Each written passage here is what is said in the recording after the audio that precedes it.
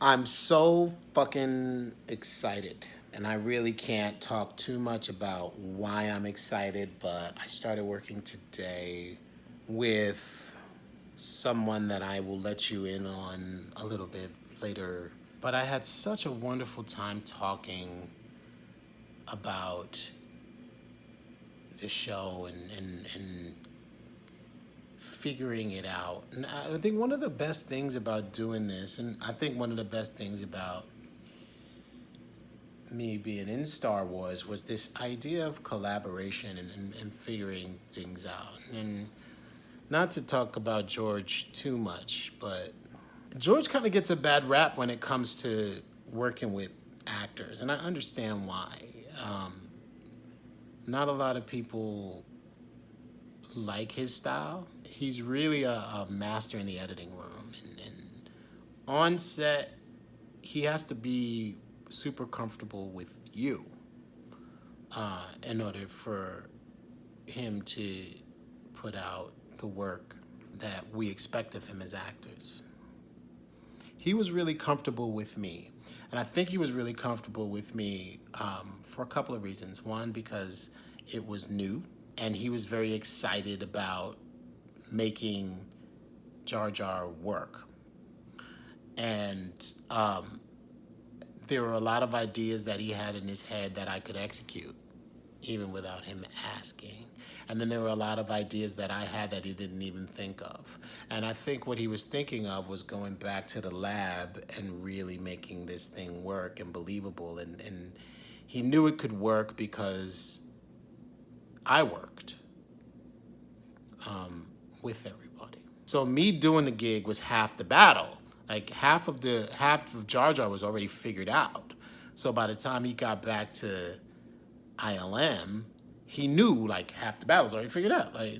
All we got to do is animate this thing, and it's gonna be great. Not enough of the collaboration I think was talked about because the technology was the thing that continued. The technology was the thing that lived on. And I think, as with anything shiny and new, everybody was excited about the tech. I was excited about the tech, I'm not gonna lie, because I thought it was pretty freaking dope. But I was more excited with the fact that George and I shared this collaboration, that Rob and John and I shared this collaboration, you know? That's what really got me. Like when in Clones, when we were doing, when the Yoda fight, I read the Yoda fight, and it didn't jump out at me. It didn't really make me feel anything off the page. I felt comfortable enough to grab Rob Coleman and be like, hey man, this Yoda joint, I think it needs help. And Rob was comfortable enough with me to say, I don't know how to approach George about it, right? And I said, well, I do, right? Because George and I had such a great collaboration during the movies that I knew that if this was put in a certain way, that the Yoda fight could just be up there, you know? And so Rob, as generous and as gracious as that man is, sat in my dressing room and in my apartment, and we watched kung fu movies, anime movies, all of this stuff, and he was just like, yeah, this is it, and made Yoda do it, you know? The thing that was exciting to me wasn't the fact that I co-wrote the Yoda fight, right? The thing that I loved was the fact that me and Rob were sitting in the room going, oh, this is the shit. Yeah, let's do this. Yeah, this is exciting. Oh man, let's fucking put it together.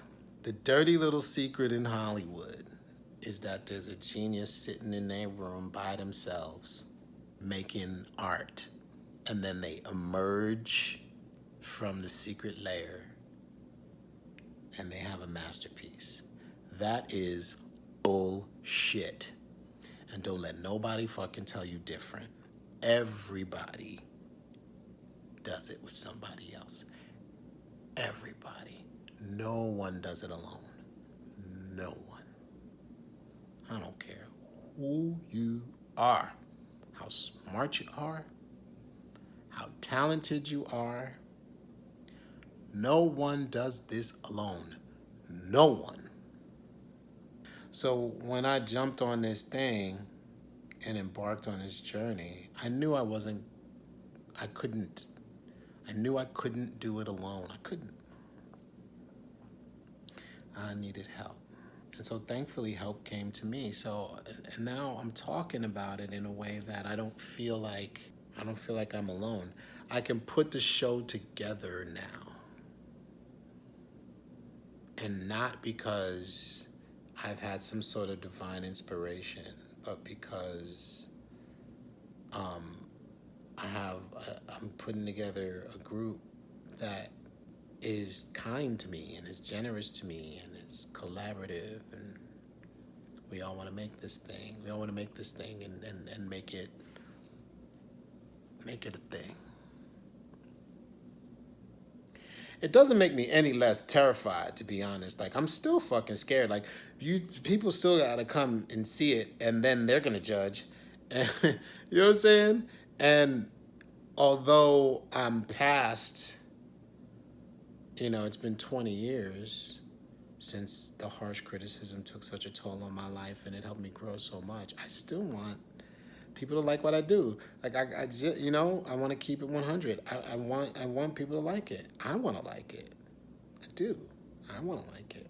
I want it to be something that I can do every day. That I won't feel bored. That I'll enjoy it. Stomp was that for me.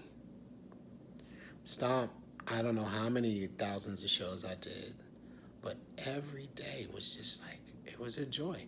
I would go to work even when I had off. Like, days that I didn't work, I was there. And they were like, "You're not in the show today." And I was like, "I'm not? Really? Why not?"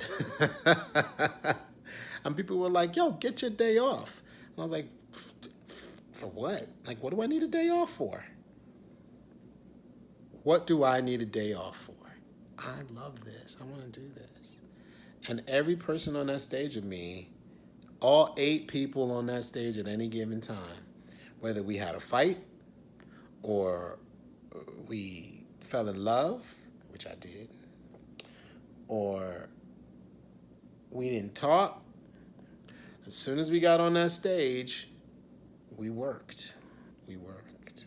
And everybody played their part. And the song came together, and it was just magical.